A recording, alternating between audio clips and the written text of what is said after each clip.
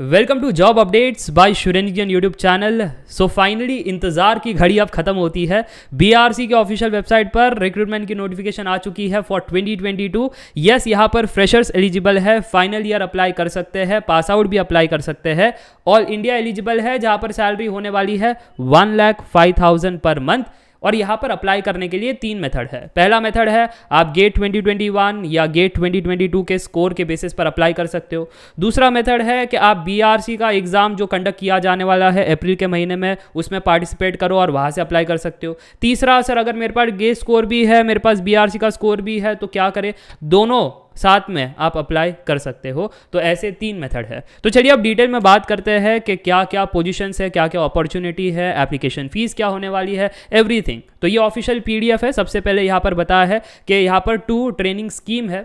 तो सबसे पहले OCES यानी orientation course for engineering graduates and science post graduate. इसमें होता क्या है, 1 साल का आपका ट्रेनिंग होता है और ट्रेनिंग आप सक्सेसफुली कंप्लीट करने के बाद आपकी जॉब लग जाती है, जिसमें सैलरी अभी जो मैंने बताया था 1,05,000 पर मंथ वो आपको मिल जाता है। दूसरा जो है वो है DAE graduate fellowship scheme for engineering graduates and physics post graduate. तो ये DGFS में क्या होता है, आपका इंटरनल MEM टेक होता है, इनकी ओर से वो कंडक्ट करवाते हैं। वो 2 साल करने के बाद आपको पोस्टिंग मिलती है। तो एक में आपका ट्रेनी हो जाता है, उसके बाद पोस्टिंग, दूसरे के इसमें आपका MEM टेक हो जाता है इंटरनल, और उसके बाद आपकी पोस्टिंग होती है। ठीक है, तो मुझे लगता है ये सारी चीज़ क्लियर है।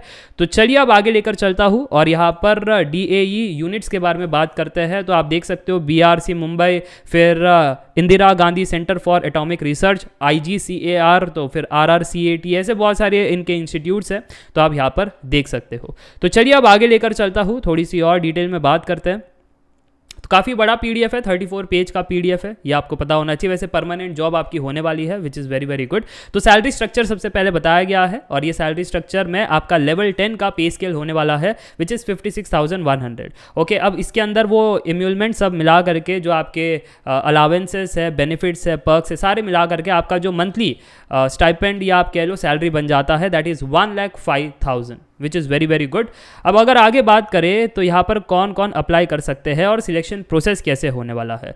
तो सब इन्होंने है ना काफ़ी रैंडम वे में दिया है, तो ये मेरे लिए थोड़ा तकलीफदायक होगा कि आपको एक एक पीस समझाओ, बट देखो मैं ट्राई करूँगा best to explain you everything. तो सिलेक्शन प्रोसेस में 2 बातें बताई है। On the basis of online exam, जो यहाँ पर BRC खुद का एग्जाम कंडक्ट करता है, तो वो अप्रैल 2022 में एग्जाम कंडक्ट करेगा। तो आपको आज ही फॉर्म भर लेना है, क्योंकि आज से एप्लीकेशन फॉर्म स्टार्ट हो गया है। कब तक चलेगा वो लास्ट में बता दूंगा, फरवरी तक चलने वाला है। तो मैं तो कहता हूं जब नोटिफिकेशन निकलती है ना तभी भर देना, वो कल के भरोसे मत बैठना। ओके, तो यहां पर आप देख सकते हो ऑनलाइन एप्लीकेशन आपको भरना है, BRC का एग्जाम के माध्यम से आप अप्लाई कर सकते हो। दूसरा है गेट स्कोर के माध्यम से अप्लाई कर सकते हो। तो यहां पर एक ताजुब की बात है, अक्सर जो रीसेंट गेट एग्जाम है उसके स्कोर के बेसिस पर ही अप्लाई कर सकते थे, बट यहां पर 2021 या 2022 ऐसे ऑप्शन दे रखा है, विच इज वेरी गुड। तो यहां पर चूज एनी वन और both of the medium for the screening option for applying, it's very good. दोनों या एक, जैसे आपको कंफर्टेबल लगे। अच्छा, अब आगे लेकर चलता हूं। अब अगर BRC का एग्जाम लिखा तो उसका बेनिफिट क्या है?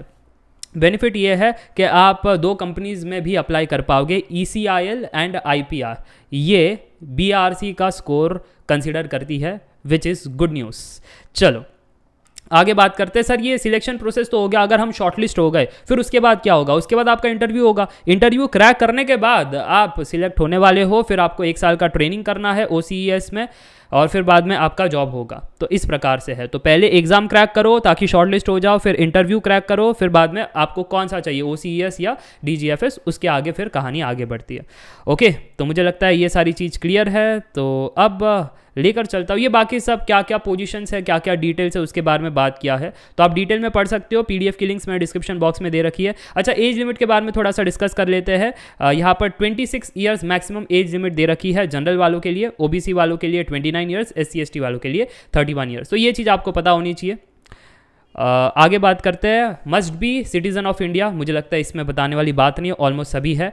एप्लीकेशन फीस यस यहाँ पर है 500 rupees, which you have to note, अगर आप जनरल या OBC से बिलोंग करते हो। बाकी यहाँ पर अगर आप वुमेन कैंडिडेट हो या फिर कैंडिडेट बिलोंगिंग टू SC/ST, तो उस केस में आपका फीस जो है वो माफ़ किया जाएगा। PWD कैंडिडेट भी है, फिजिकली चैलेंज कैंडिडेट्स। चलो, तो मुझे लगता है ये चीज़ भी क्लियर है। हाउ टू अप्लाई के लिए अब ऑफिशियल वेबसाइट की लिंक्स भी मैंने डिस्क्रिप्शन बॉक्स में दी है और इन्होंने क्लियर कट बताया है स्टेप बाय स्टेप प्रोसेस, तो आप ज़रूर से फॉलो कर सकते हो। तो यहाँ पर आप देख सकते हो flow chart and instruction for registration, काफ़ी बढ़िया PDF है, एक एक करके सारी चीज़ दी है। ओके, तो मुझे लगता है इसमें आपको कोई दिक्कत नहीं आएगा, स्टेप बाय स्टेप सब कुछ दिया है, primary stage, activation, personal information, everything is given very very beautifully. अब यहाँ पर सबसे इंपॉर्टेंट है एलिजिबल डिसिप्लिन, कौन कौन से ब्रांचेस एलिजिबल है। मैकेनिकल कोड, अगर आप मैकेनिकल गेट से लिख रहे हो तो फिर मैकेनिकल इंजीनियरिंग, और उसमें कोई ऐसे मैकेनिकल के साथ साथ ऑटोमोबाइल, ये एलिजिबल नहीं है, सिर्फ मैकेनिकल ब्रांच आपके पास होना चाहिए तब आप एलिजिबल हो। सिमिलरली केमिकल में सिर्फ केमिकल इंजीनियरिंग का ब्रांच, अगर मेटलर्जी हो तो उसमें मेटलर्जी मटीरियल्स, या फिर आप देख सकते हो साइंस, मटीरियल साइंस, ये सारे ब्रांचेस एलिजिबल है। सिमिलरली इलेक्ट्रिकल में इलेक्ट्रिकल इंजीनियरिंग या फिर इलेक्ट्रिकल एंड इलेक्ट्रॉनिक्स इंजीनियरिंग चल जाएगा, इसमें इसके साथ साथ इंस्ट्रूमेंटेशन नहीं चलेगा। यही बताने के लिए ये स्लाइड रखा गया है कि अगर आप सैंडविच कोर्सेज में हो तो उस केस में आपको पता होना चाहिए कि आप एलिजिबल हो या नहीं। सिमिलरली इलेक्ट्रॉनिक्स के लिए इतनी सारी इलेक्ट्रिकल इंजीनियरिंग एलिजिबल है, electronics engineering, electronics and communication, telecommunication, ये सारे ब्रांचेस एलिजिबल है। ओके, तो बाकी आप पढ़ सकते हो कौन कौन से ब्रांचेस, कौन कौन सा कोड, ये सारी चीज़ उन्होंने क्लियर कट बताई है। अच्छा, तो फिर अब आगे लेकर चलता हूँ और थोड़ी सी बात करते हैं हम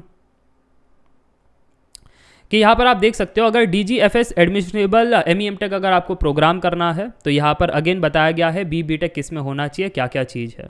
ओके, तो प्रॉपर PDF दे रखा है और ये इंपॉर्टेंट डेट्स के बारे में बात करते हैं कि न्यूज़ मीडिया में प्रिंट हो गया है जनवरी 18 से, और यहाँ पर ऑनलाइन एप्लीकेशन प्रोसेस स्टार्ट हो गया है 17 जनवरी से। तो आज से तो आप अप्लाई कर ही सकते हो। कब तक अप्लाई कर पाओगे? Last date of registration Feb 11, ये आपको नोट करना है। यहाँ पर last date of submission of online it would be 12 Feb। आपका ऑनलाइन एग्जामिनेशन स्लॉट बुकिंग कब से होगा? मार्च से होगा। एग्जामिनेशन अप्रैल में होगा। Last date candidate to upload the GATE score, क्योंकि गेट 2022 भी वैलिड है तो वो अपलोड करने के लिए अप्रैल 13 ये लास्ट डेट होगा आपका। और शॉर्ट लिस्ट, ये सब सारी चीज़ें वो पोर्टल में बता देंगे, उसका भी नोटिफिकेशन इस चैनल पर दे दूंगा। तो यहाँ पर इस चैनल को ज़रूर से सब्सक्राइब करना ताकि आपको अपडेट्स मिलता रहे। और सिलेक्शन इंटरव्यू, ओके, तो इंटरव्यू के लिए ये वाला महीना है जून से जुलाई वाला। ओके, क्लियर, सारी चीज़ क्लियर है। और आपका जो रिज़ल्ट है वो रिज़ल्ट डिक्लेयर हो जाएगा 2nd वीक से फॉर DGFS, और OCES का जो रिज़ल्ट है वो आपका अगस्त में ही आ जाएगा। ठीक है, चलो, तो मुझे लगता है ये सारी चीज़ क्लियर है। अगर फिर भी कोई डाउट है तो कमेंट सेक्शन में पूछ सकते हो। And I guess that's it for today. Meet you in the next class. And देखो, ये क्लास ले करके यही प्रॉब्लम हो गई है। Meet you in the next, वैसे meet you in the next video. Till then take care, bye bye for now, take care. चलो।